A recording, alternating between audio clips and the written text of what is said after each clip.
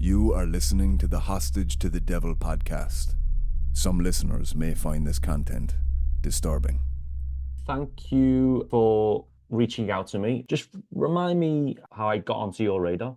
So, I've always been interested in the paranormal, and after having many years been interested in all sorts of things that are paranormal, so reading about it, watching movies, all that kind of thing since a really young age,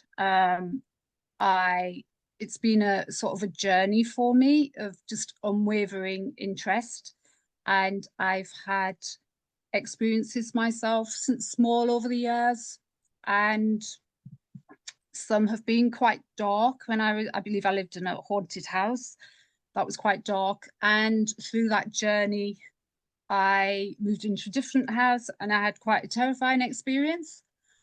And it's really wanting answers. That's really why I contacted you, because I have, since that terrifying experience, wanted to know what happened.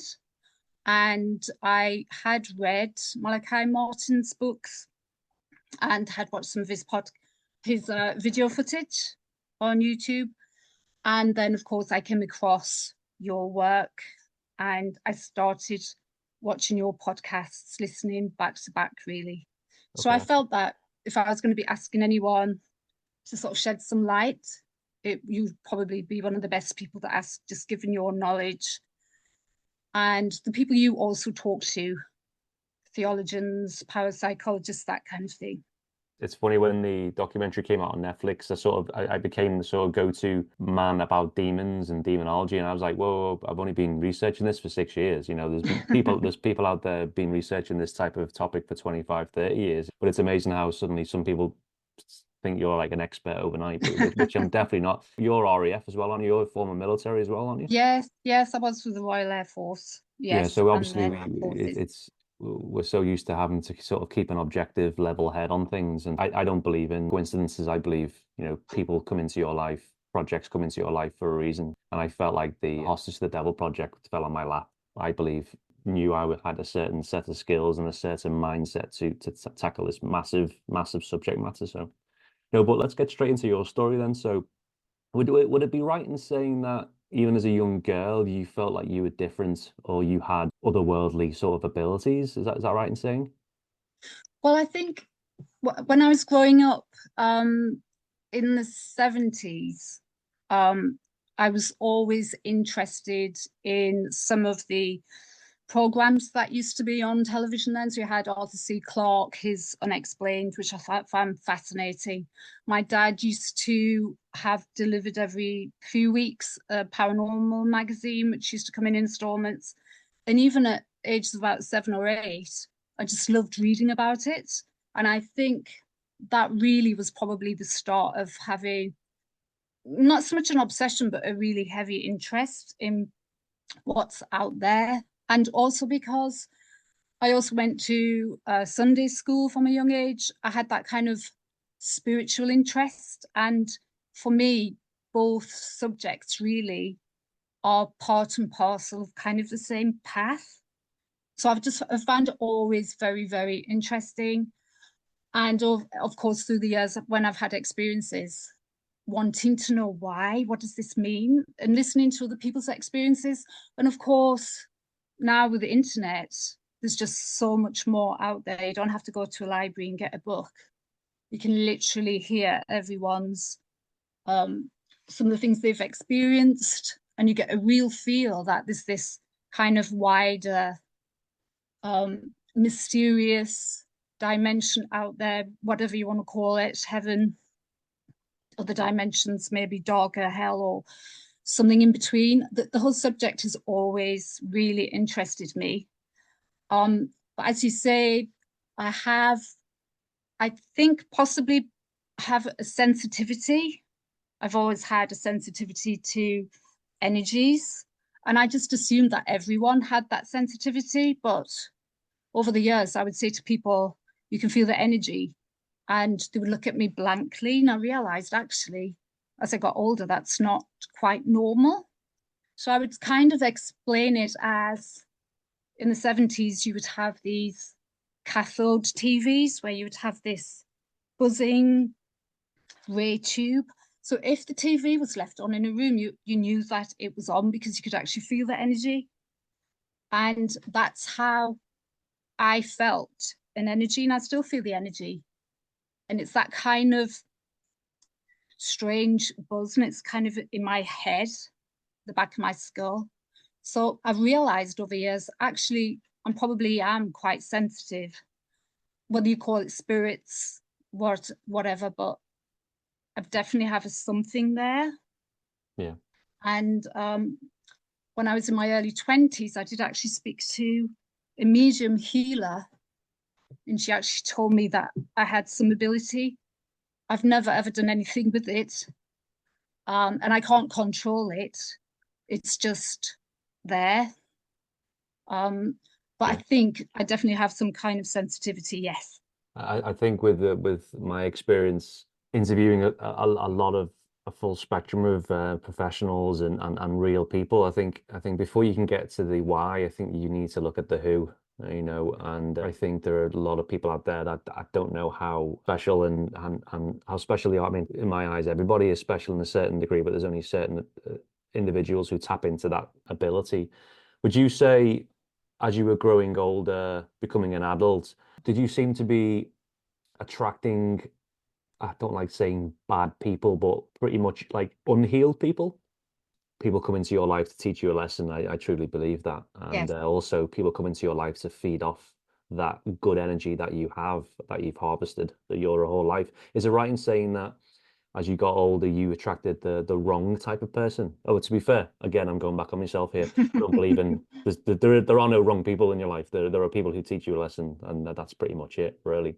Are you talking about sort of being kind of the definition of an empath, where Yeah, you exactly. kind Yeah, of, exactly. I mean, yes, yeah, I didn't really understand that until somebody said to me, "You're an empath," and I was like, "Whoa, okay." And then then they explained to me what that was, and I was like, "Oh, wow, okay, that makes sense now." When I was a 7-year-old boy, I realized I knew I was different to everybody else, but I didn't understand, you know, why, and what that was until yes, somebody explained this to me.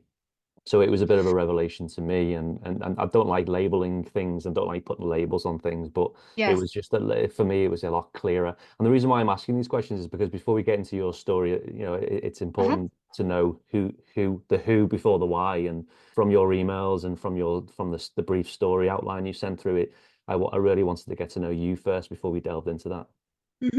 I think there's huge amounts of stuff now on the internet about empaths, and people have made careers out of coaching and mentoring and talking about empaths. Yeah, And I used to maybe think that I'm drawn to people who maybe have parts that need healing, but I wonder now whether it's actually the other way around, that maybe people who are maybe need to be healed are more drawn towards me rather yeah, than, maybe it's actually the other way around, maybe more of a light, yeah, like a bit of a beacon, maybe. yeah. Light in the dark. Yeah, yeah. I mean, I don't want to sound like a narcissist, No, no, narcissist, no. Like but you're the only yes. hope. Or maybe I'm just well, I'm sure there's lots of people who are probably a bit of a light, but there may be people who have got that healing, something that needs healing. Yeah, Maybe their, whatever their energy, because I really believe in energies yeah, and yeah, auras, and that maybe subconsciously they kind of are drawn to people yeah, who are like that because they subconsciously know that maybe there's a chance. But I yeah. think people who are really, I don't want to use the word broken, but maybe who, I use the word unhealed. If it yeah, seems, unhealed, yeah. I mean, yes, it sounds quite sort of.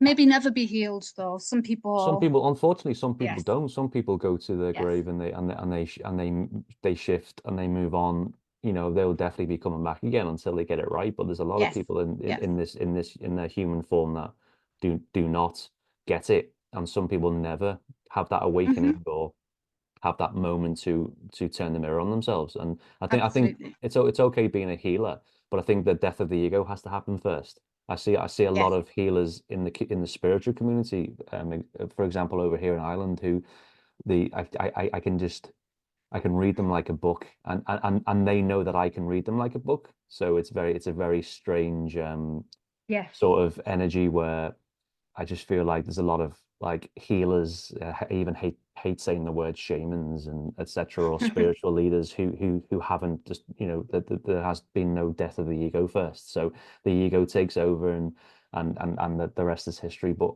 no, I think when I read your story, particularly when we talk about it next about the entity in the room and how it was even how it was holding you and you felt like it was like an energy vampire. That this is why I'm sort of like getting to know you first before we delve into that story because it was a fascinating story. Could you maybe Absolutely. talk us through, those big milestone moments and the entity in the room?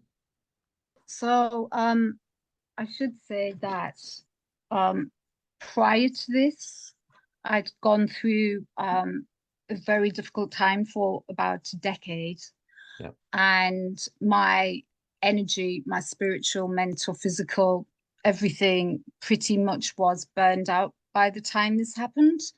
I had been supporting a parent who had a really horrific terminal disease that had lasted a long time and had become really complex.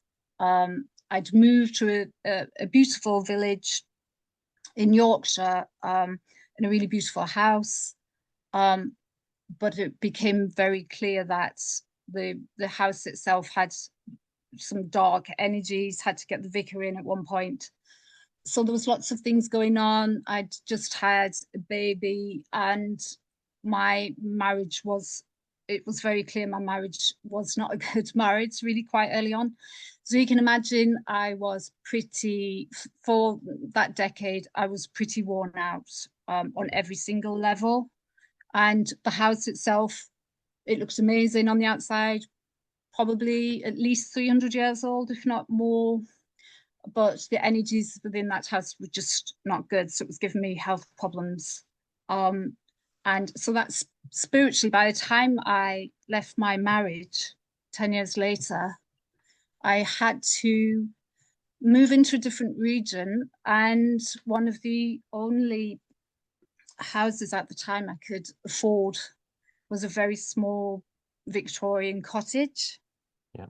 And by the time I moved in, I was still grieving for my parent. I was dealing with this divorce, dealing with moving into a completely different region, dealing with a really difficult legal battles on all fronts, and of course trying to deal with just being single again, and financial circumstances are a lot more strained. The house itself was really small, and within a few weeks of moving in, it just felt really cold. My bedroom, I just could never get warmed. And my child started to complain there were figures, shapes on her curtains. And now I'm not saying there weren't any dark or negative energies in that cottage. Yeah. But there was definitely something there. You could hear voices. My child used to have a name called Children's Feet Sounds on the wooden floor. But it was all manageable. I wasn't scared because I'd had such horrible experiences in my very old house. And so it was just part of what I'd experienced over the years. So I wasn't that terrified at that point. But by the time I had this experience, I'd been in the cottage probably nearly 6 months. Yeah. And as I say, I was on my knees with the stress of everything because I was going through the legal battles and grieving. But ultimately, I was still striving to have peace and happiness and joy. And that's really sort of the outline of the time leading up to this experience. So I do get headaches, and I should say I took medication, but I've taken this medication for years, never ever had any negative experiences with this medication. I had not been feeling well, dropped my child off at school, and I came back to the cottage and thought, right, I really need to try and sleep. And I took my medication, which, as I say, I've took lots of times over years and years, trying to get sleep. I do struggle with trying to sleep with the lights. So I always have blackout blinds in any room I sleep in. So everything in my room was pitch black, I should say that. Very dark. And it was probably about 9:30 in the morning when I finally got to sleep. And that was really the start. I was dreaming, or I thought I was dreaming. My first realization that I may not be dreaming, I had this overwhelming sensation that I was being completely flooded with this huge static energy, the kind of thing you get from a Van de Graaff generator. Yeah. And for a few seconds, and so the whole thing probably didn't last more than maybe 10 seconds. My awareness for those few seconds, I was sort of half conscious, unconscious in a sort of dream mode. It's hard to explain, but I was floating in a space. I don't believe I opened my eyes. I was lying on my back and I was just being completely filled with this energy. Now, this energy was overwhelming, and people talk about maybe a spiritual rapture, and I'm assuming this is potentially what they're trying to explain. Certainly nothing I've ever experienced before. And it was as if, as I say, I was being plugged into some sort of atomic machine, being pulsed with an energy very similar to what I've had with the Reiki treatment, but a million times more than a Reiki treatment.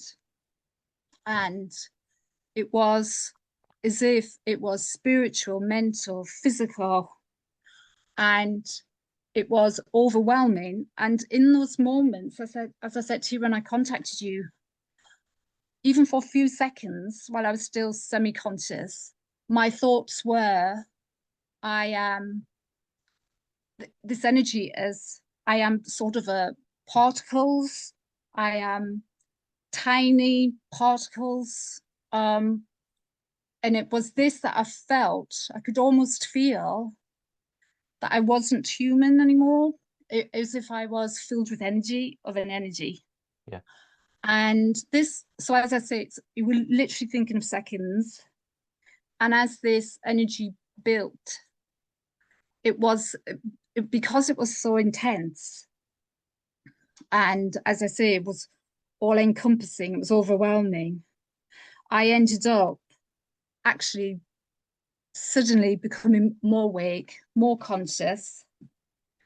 And I realized within that split second, I was no longer floating. I was still vibrating with this energy, this immense energy. But I found myself in bed and I was actually on the side.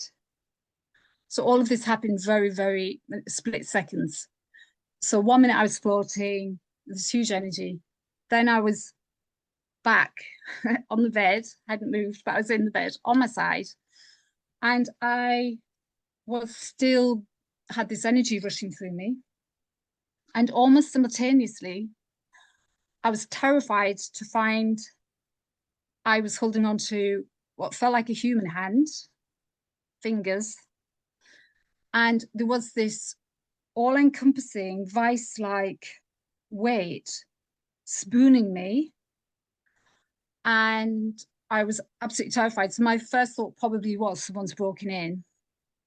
And then simultaneously, I could hear this voice Now, afterwards, I wrote a message to a Reiki master friend. And I actually said in this message, I didn't know if it was male or female, but I'd forgotten that bit when I wrote to you. I couldn't work out at the time. Did it feel masculine though, the energy, or did it feel? Yeah, it did actually. Yes. But the voice kept saying this woman's name over and over and over again with this and it was right in the back of my head, sort of into my ear, my back of my head. And I was then suddenly completely awake. And as I was fully awake, I realized the hand I was holding with one of my hands actually was no longer a human hand. It morphed into these really horrible, long skeletal fingers. And I remember I moved my fingers down to the edges and I could feel these very pointy, hard finger bones at the end.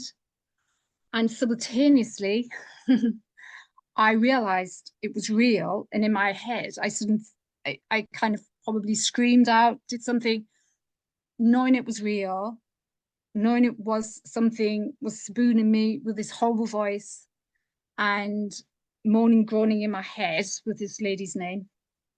And I then leapt out of bed, put my light on, and there was absolutely no person there.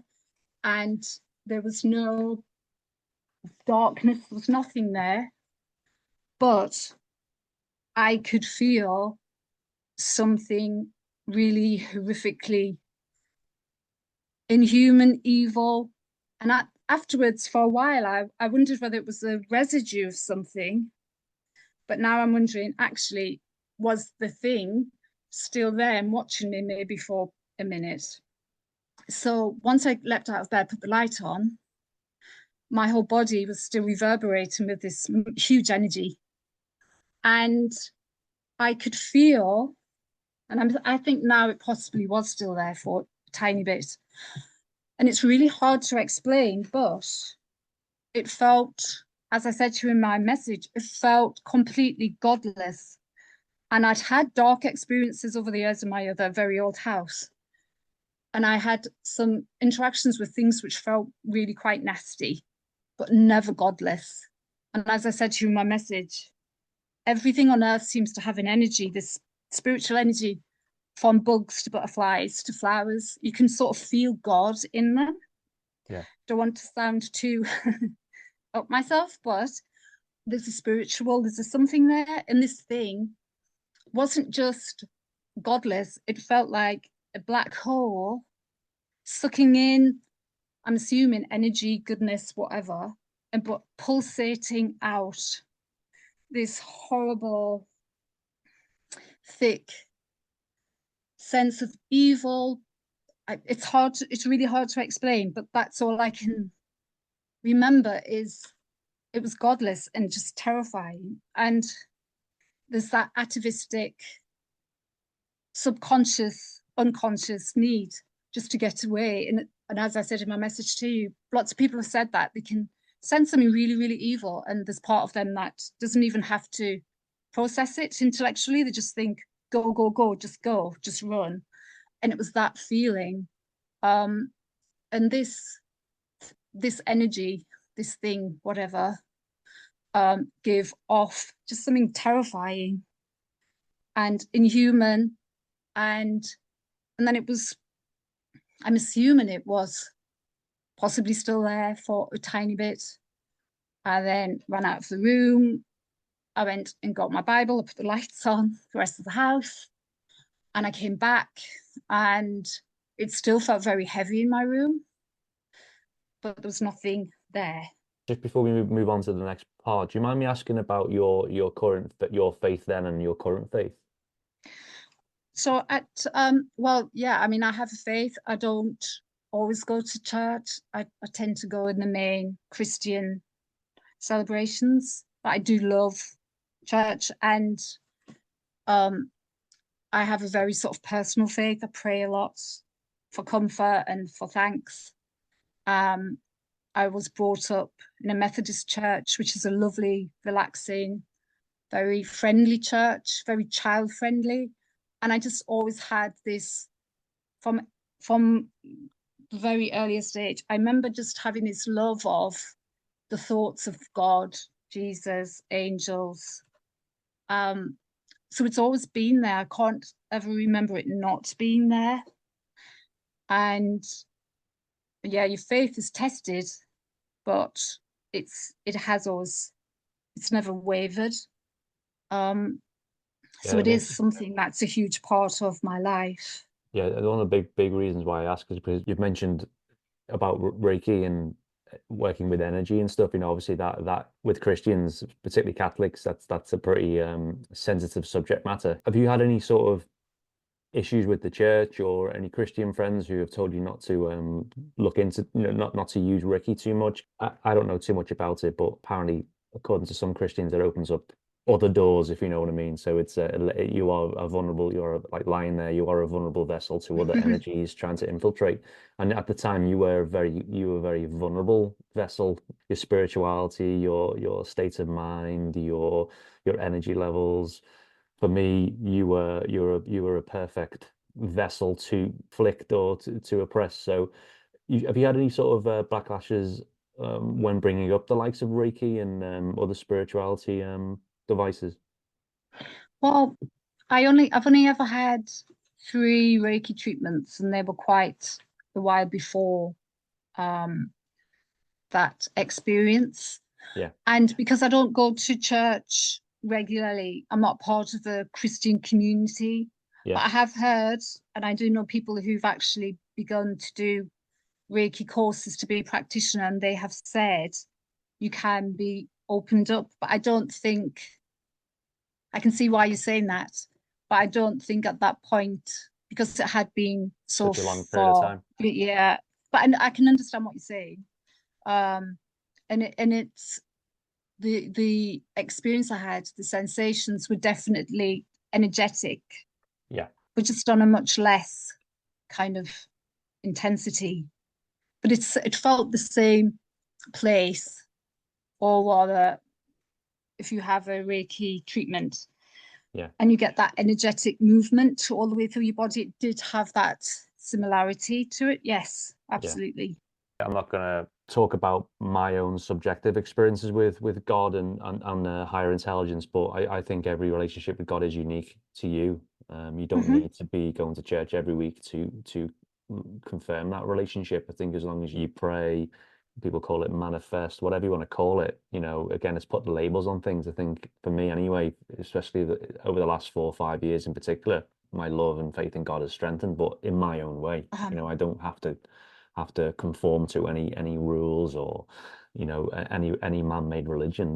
My relationship with God is very unique to me. It's just important to talk about because this will spark questions and conversations with the audience members. So I'm just it's good to sort of stop the Hmm. conversation and talk about these sort of topics. For me, there is no right and wrong answer, but all I would say to you now as an observer, objectively sort of listening and reading your story, is you were very, very vulnerable. And it shows you for a reason. To somebody who wasn't that self-aware, it would have just absolutely freaked them out, and Absolutely. they would have run out the house. But for you having that shrapnel already from your previous house that you lived in, you were toughened up at that stage. And I think again, I believe everyone's chosen for a reason. When you're working in the light, you are targeted very heavily.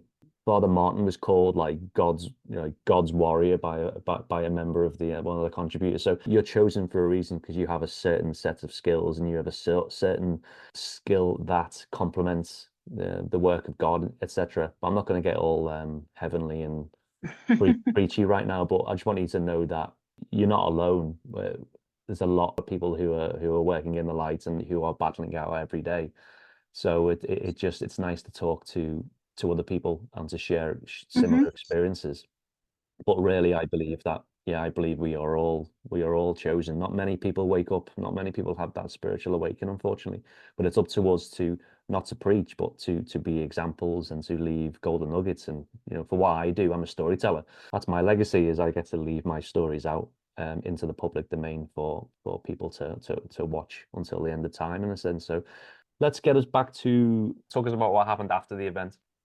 So after that evening, I was pretty, I was very confused and really scared and terrified, trying to work out exactly what had happened.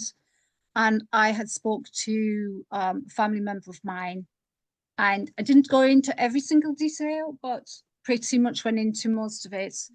And they said, "I'll give you some sage and you can burn it." But I didn't have a shell, so I couldn't burn it. Yeah. So I very stupidly, naively, I just left it by the side of my bed.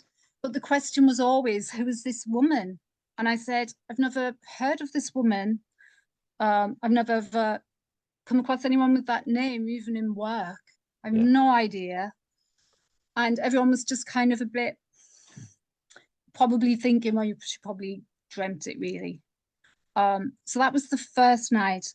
I didn't sleep that night at all. I was awake till probably 4 or 5 in the morning. Obviously, being into the paranormal, I knew about 3 o'clock, 3:30. So I was really I was determined to get through that without falling asleep. But I was exhausted. But I was so terrified. I had cross by my bed. I had a rosary, which had been blessed in a font in the Vatican, and I had a Bible, and I had my tea light on, and I probably had about 1 hour's sleep. Every time I closed my eyes, I was opening again, and then obviously it was time for school, take my child to school, and I was still in kind of a bit of state of shock and really anxious about everything.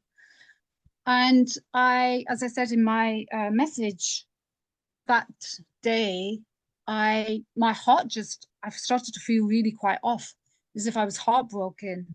Like my soul and my heart just, I'd never felt so low, and it was the worst I'd ever felt. And I couldn't help but think it has to be related to this thing. And that lasted probably 2 days. And it was just the sense of hopelessness. Never ever experienced it before. I'm always trying to be positive. I was completely drained and I felt just terrible. But as human beings, we try and process and try and work out what may have happened. And I started trying to rationalize it, thinking maybe I was asleep, maybe it was my meds. So by day 4, I kind of thought maybe it's not what I thought. It was just a really horrible, very realistic dream. And hopefully that's not going to happen again. And I kind of tried to rationalize it away. And but I still felt heartbroken, couldn't work that out. And again, I never slept, still couldn't sleep, had to have my tea lights on.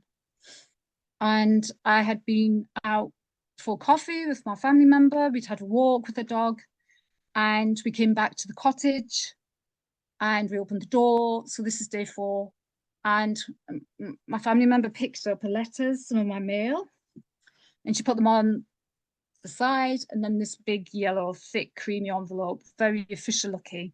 She sort of turned it over, and then I just had this intake of breath, and then she said, kind of like, what the hell, or something, or maybe she swore. And I said, what? And she handed me it, and there was this lady's name, which this thing had said over and over again. And that was the name on this envelope. And then it was at that point I realized, actually, there's just no way this can't have been true. Someone has lived at this address, and this thing is attached to this cottage, to this person, and it's happened and it's true. And that really, from that moment on, I knew that I'd had a really terrifying, true encounter with something really evil, potentially even inhuman. And that was very, very, very scary. And that really was the beginning for me of searching for answers. Got me investigator head on here. You mentioned about Yes. migraine medication. Just what were you on at the time of the when you experienced the entity? It was just a painkiller, but it was a very small amount, Yeah. um, especially for migraine. But as I said, I'd taken it for probably 15 years Yeah. without any of that kind of experience. Yeah. Sorry, I had to ask. No, I don't believe absolutely. it's anything to No, do with the no, no. medication, but I have to be thorough in my questioning. No, that's fine. I would have asked the same question. Did you move out straight away with your daughter, or did you stay there for a few years? Well, actually, because I was going through my divorce, I couldn't move out. Yeah. But because of the letter, and I sent you a photo of the second one I got, Yeah. because the other one I actually returned to sender. Yeah. And I should say, I almost felt that by then, I mean, it's a few years ago now, so I'm trying to think of the timeline. It's kind of like a jigsaw puzzle, and over the years, thinking about things, reading, watching other people's experiences and paranormal shows, I've been trying to piece together the different potentials of what actually happened. So at the time, once I got that letter with this person's name on, I was pretty confident. I'm saying confident that she, at the time, I actually did think maybe it was attached to her, that it was a case of mistaken identity rather than Yeah. it had sought me out or had suddenly appeared. So that was my thoughts at the time. But I did check on 192.com, and yes, she had lived at my cottage. And it was then that I got in touch with my Reiki master friend, who was also a bit of a spiritualist. And I explained what had happened. And what she actually said was it was most likely this person had been in lots of debt. There was a trauma with that there wasn't actually an entity as such, but rather a negative energy force created by this letter from a debt agency. Right. And so this was her thoughts. And she said, just protect yourself. I can't feel anything. I can't feel anything negative. But actually, by the time I rang off, I just thought, well, you're wrong, because I was awake. At some point, I was experiencing reality. I wasn't unconscious. I was feeling this thing, the weight, the sound, the noise, the bones, and the energy afterwards. I wasn't sleepwalking. I wasn't lucid dreaming. And even under interrogation, I would say the same thing. I knew it happened, and it was real. So I couldn't really move anywhere. There was very few houses that I could afford. So I knew I just had to stay put. But from that moment on, I just, probably for the first year, I never slept properly at all, because I was just so terrified that it might come back. And I just felt that, well, I should say, once once we found that the letter had arrived, that day I went round the cottage, kind of shouting out, I wasn't this person. They had no reason to be there. Didn't want to be there. I wanted them to leave me alone, that kind of thing. And strangely, it didn't come back. The thing didn't come back. So I'm assuming maybe it it was a case of mistaken identity, really. Yeah, you Um, mentioned about the energy being like godless in the room. So looking back now on reflection, do you believe it to be purely demonic in what you encountered? well, once I had that experience, I did start to look, and I hadn't really before. I did start to read about demonology. That's how I came across Father Malachi's book. Although I have to say I didn't finish it because I was really freaked, and I removed it from my Kindle because it was just too much. It's a great book, but it's hard to get through. Yeah, the um, resistance is there for a reason. You've got to hack through the resistance. and remember, because I didn't understand what had possibly happened, I wasn't sure if it could happen again, and that was like my Yeah, a you're putting huge boundaries in fear of place. mine. Yeah, Yes, yeah, I just couldn't work out what had happened. But I started to read about it, and I have done really ever since. And I have taken a greater interest in religion and theology and the yeah, church and Book of Enoch even, and what are demons, what are fallen angels, and this whole thing, which I have to say I still enjoy. But it is searching for answers, and possibly, obviously, there can only ever be supposition, and conjecture. There can't ever be. No one will truly know really what happened. But as I said, you piecing together all these jigsaw parts over the years, and watching more things, reading more things, I've kind of changed my views of maybe what happened. I was always particularly terrified of the idea that this thing had somehow taken my soul, my spiritual energy, my something yeah, out of my body. And I repeatedly watched programs with exorcists and um, priests and things saying you have to give yourself or yeah, allow them in, or there's an invitation, and I just couldn't get over that. I thought I didn't invite anything in, because at this yeah, point I did believe this potentially so dark that it was from something, a very, very dark place, if you yeah. want to call that a demon, but a very dark entity.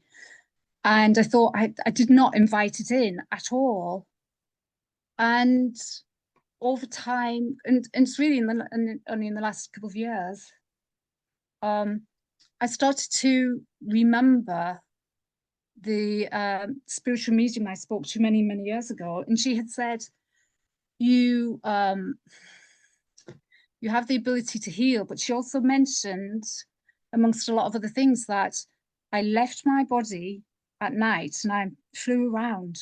Now, I wish I'd asked more questions, but when you're young, you don't realize the enormity of what's being said sometimes. Yeah. And I didn't ask exactly what she meant. And I'd heard of astral projection and planing, but I didn't Yeah. really know what it meant. And it's really just in the last couple of years that it kind of started to dawn on me.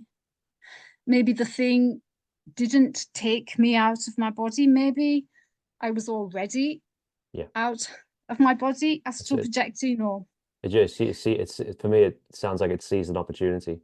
You talked about a spiritual reckoning before, about the highly charged energy through your body. It just sounds to me like, and this is my subjective opinion, but it sounds to me that it saw an opportunity and it struck. And yes, we talk about demonic oppression a lot in this line of work, and how a demon, and especially a demonic entity in a house in particular, would just wear the person down, continue to wear them down, energy, spiritually, psychologically, until they do give give themselves over. In a sense, it's called demonic oppression. It's not really yes. sort of people go straight to the possession stage, which is very, very rare, as you know. It doesn't sound to me like this is a demonic oppression case, because you would have just been tortured by this thing.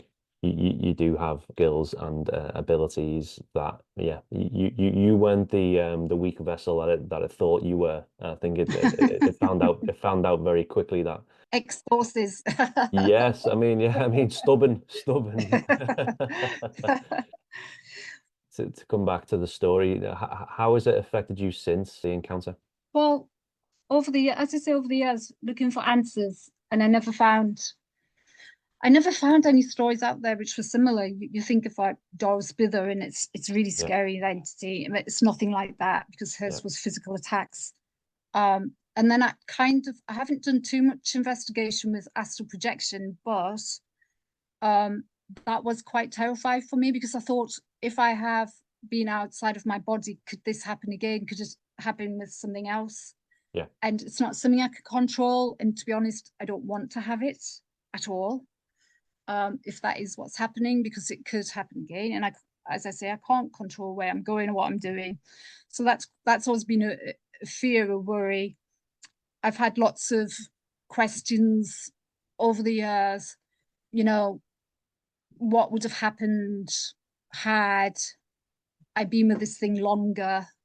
Could there have been some kind of, and I don't want to sound was kind of melodramatic, but I almost felt it was such an overwhelming spiritual experience of was I going to be imbued with some kind of knowledge, transformational knowledge, or knowledge of something really profound. I almost felt I was building up to being shown almost like an enlightenment or something.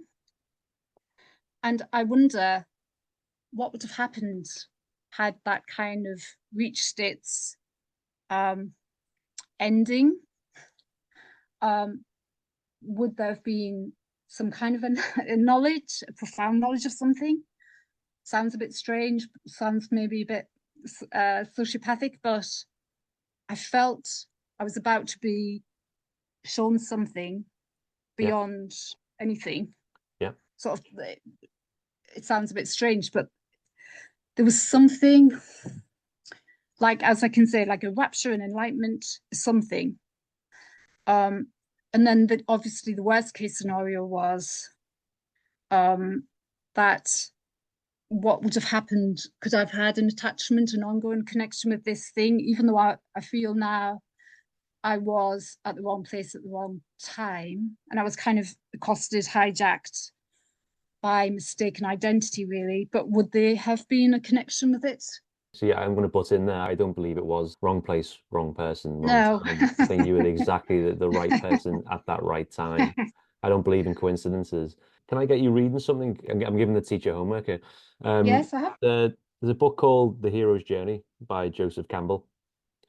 He talks about the different stages of the hero's journey, and I use it in my script work, and I'm writing stories and stuff, fictional stories. There's actually a section of the arc, basically, which is called the refusal of the call. So it's basically the hero's reluctance to basically take on the call to adventure, as we say, and you very much sound like you're at that stage, that crossroads stage, where you don't want to take this on because you don't know what is down the road. And I would say to you from experience, having been on the hero's journey, it's one of the most difficult steps you'll ever take in your life. But just to go back at the beginning of the conversation where we talked about before the why, it's the who. And I believe that until you really start investigating yourself and to push yourself out into uncharted territory and really get to know who you are and what your sense of purpose is in this life, I think the why is simple after that. Did I really want to get into demonology when I took on the Hostage to the Devil documentary? No. I literally, from a selfish point of view, someone was offering me a feature-length film to do, and I was like, yes, I'll do it. And then I just became involved in this line of work. Yeah, so there are no mistaken identities. There are no wrong place, wrong time, wrong person. I believe God has a way of putting you in the path, and it's up to you to say yes or no, and to take that step in this line of work is it's so tough because everything is and everybody is telling you not to do it, but only you can make that decision. And that's, I mean, you're absolutely right. In the subject for me has always been really fascinating, and as I said to you in my message, I've got so many interests that now have kind of aligned like the planets. I can see my love of history, my love of religion, my love of psychology, my love of the paranormal, parapsychology. The whole thing is kind of aligned, and that kind of realization happened really in the last 2 years. I started to think, because I read a lot about sort of Knights Templar and the Ark of the Covenant. I love the Tune Shrine, so anything like that I find extremely interesting. But then I also worry when you watch lots of sort of podcasts where priests, exorcists will say, don't take too much interest because things are aware that you're taking too much interest. And then I think, have I taken too much interest in these subjects? Because can you take too much interest? I don't want anything to take notice again that I'm interested. It's how do you know when you've gone too far? Because my recordings on my television are just really shows, just the really channel just got lots and lots of most haunted and exorcist stories, and it's but as I say, it is a huge interest of mine. And then, of course, Yeah. looking for answers. And I think as you get older as well, you lose people die, people go through terrible things. And I think even that kind of pushes some people on to search for answers, even when they might not have had maybe a paranormal experience. And I think you get to a certain point in life, you are starting to think what's out there. Yeah. Even if you haven't had terrifying encounters with horrible things. The tagline I was given when making the documentary was, "You can't look at the devil and not expect him to look back." You know, it's that how you're talking about, like how much do you go into the research and how much do you shine a light in that darkness. But unfortunately, you know, for this in this line of work, you're either all in or you're not. And the people that find themselves in a lot of problems, demonologists, investigators, even priests, are the ones who aren't going into it 100%. You know, they're going into it half-heartedly or with too much fear in their hearts. You have to have full trust in what you're doing, full faith in God, and know that you are meant to be doing this line of work. You know, your sense of purpose. You know, there's nothing else I want to do in this life other than tell stories, and that's my sense of purpose. And I know that now. It's only reinforced 4 years ago for me, but there's nothing else I would rather do, and that is my sense of purpose. Not preach, but leave breadcrumbs out. That's the one big thing, revelation that came through for me as well is don't chase an audience. Your audience will find you. And unfortunately, with content creators like myself, we're all obsessed with followers, audience, and then it really taught me that just surrender to that process and trust the universe and trust God, and really it's about, you know, the audience will find you eventually. Unfortunately, there's a lot of people out there that don't really get to know what their sense of purpose is, and they're just lost souls, basically. I believe that. But what I really like about your channel and your work, it comes across as very authentic. Yeah. And I think over the years, like now, you've got to be very careful what you watch, because there's so much rubbish out there for paranormal shows, a lot of misinformation. I mean, even just looking at sort of personally from astral projection, and as I say, I haven't gone massively into it because I was a bit fearful. If I can't control it, why should I start researching about it? But there's so much out there where you've got YouTubers saying it's perfectly safe, you can do this, don't worry. And to me, make an informed choice, but at least tell people there's potentially a risk. Because when I started just briefly what I'd watched and read, there's potentially lots of issues and risks. And I just think if people are going to try and do it, and it's everywhere now, TikTok everywhere, at least know that potentially there are dark forces out there, dark energies. Well, absolutely. And you should know the risks.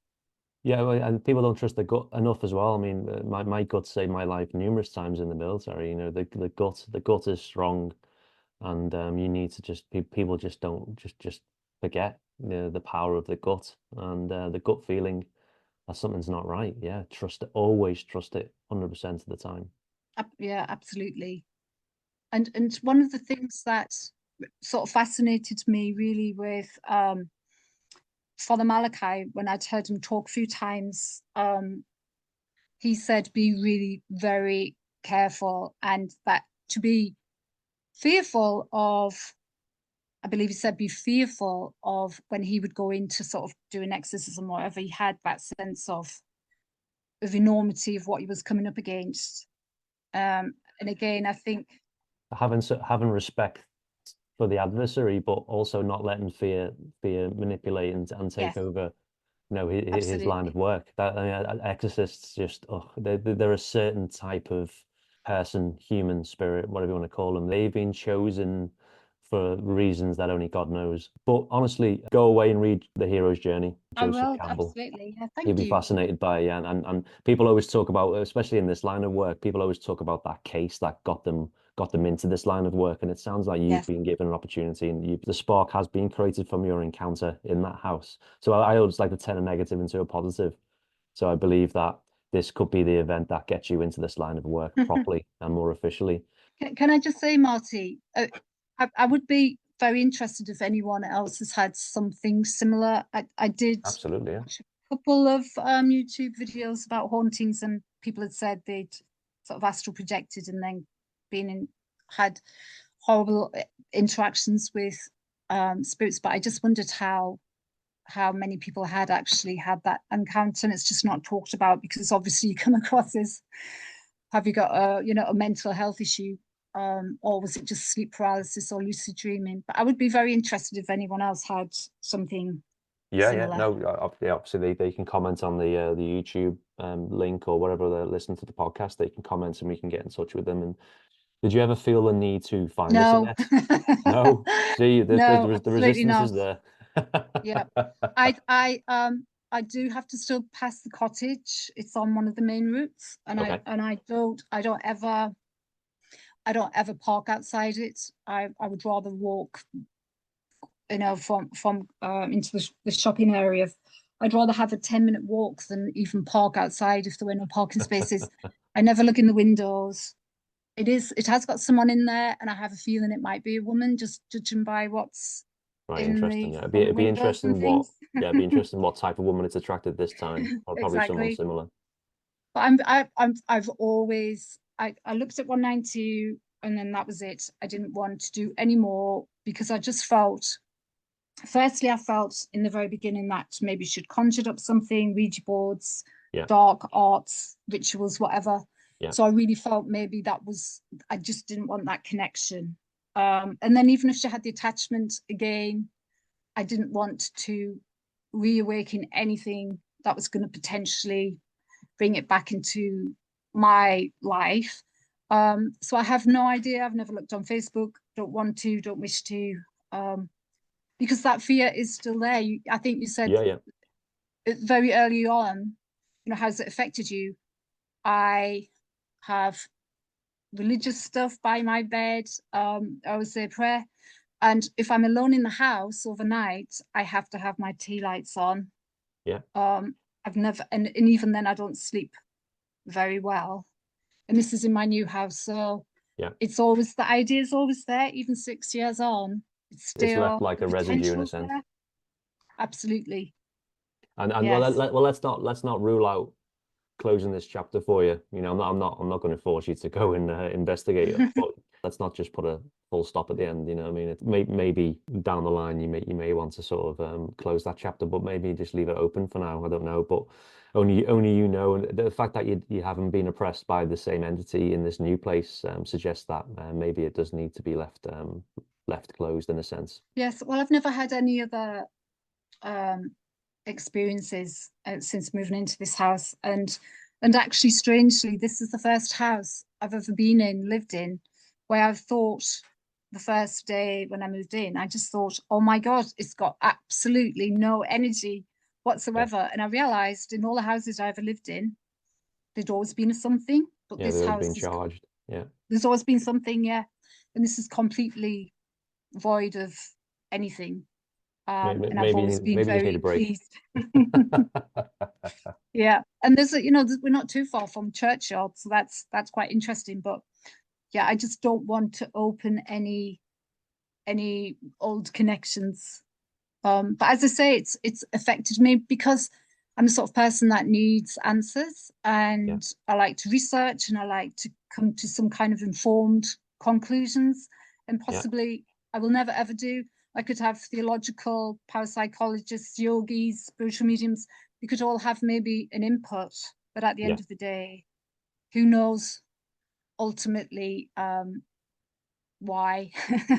Just to close on that is, going back to it's the who before the why. So I mean, like I said before, as long as you keep working on yourself and getting to know yourself more and what these abilities are, and to fine tune what they are. And I truly believe that once you start turning the mirror on yourself more and working on yourself, then the why will be pretty straightforward and around the corner, really. I mean, it's something I'm very interested in, sort of that spiritual work and healer work. Yeah. But again, there's so many people out there where you just think, it just feels like so many charlatans charging Well, you yeah, huge amounts of everything. money, and Yeah, I you mean, know, everything gets corrupt by money. If you look at yes, man-made religion, look at the Catholic Church, look at the Protestant Church, look at Judaism. Just look at everything. Everything gets corrupted by money eventually. yes, And even with the absolutely. spirituality, with the shaman work, the plant medicine work. So there's a few shamans that I've met and I've talked to and been in the presence of, and there's been certain ones that you just know that they're not doing the work, they're not doing the inner work. Yes, Good things always get corrupted. I'm not sort of tarnishing everyone with the same brush there, but as long as you keep working on yourself and are self-aware with that kind of stuff. Anyway, let's close there. I really appreciate you coming on and no, talking to us thank about your you. story. Like you said before, if anyone's got a similar story, then please put it in the comments below. And talking's so important. You're not going mad. You're not on your own. There's a lot of people out there who have had similar experiences, and it's just nice to hear other people and to collectively come together and share experiences. Absolutely. Well, thank you so much for your time, and keep up the good work. No worries. Thanks. I say to myself, all I want to do sometimes is just go and chop wood in the woods and just be left alone. But that's too easy, and that's not what I'm here to do. So unfortunately, I have to sort of put the armor on and get out there and fight it out. Really appreciate you coming on to the podcast, and keep updating me with anything that comes your way, and I'll help as much as I can. Oh, yes, thank you. Thank you, Marty. Thank All you. right. Bye bye. Bye bye. Thanks for listening, and remember, we have a Facebook page too, so please give us a like and buy us a coffee over at buymeacoffee.com to help us keep this podcast going. And it would only be right to finish with the main man himself. There's no doubt about it that where materialism reigns and where idealism or the life of the spirit is crushed, there's no doubt about it that Satanism and Satanist rituals flourish.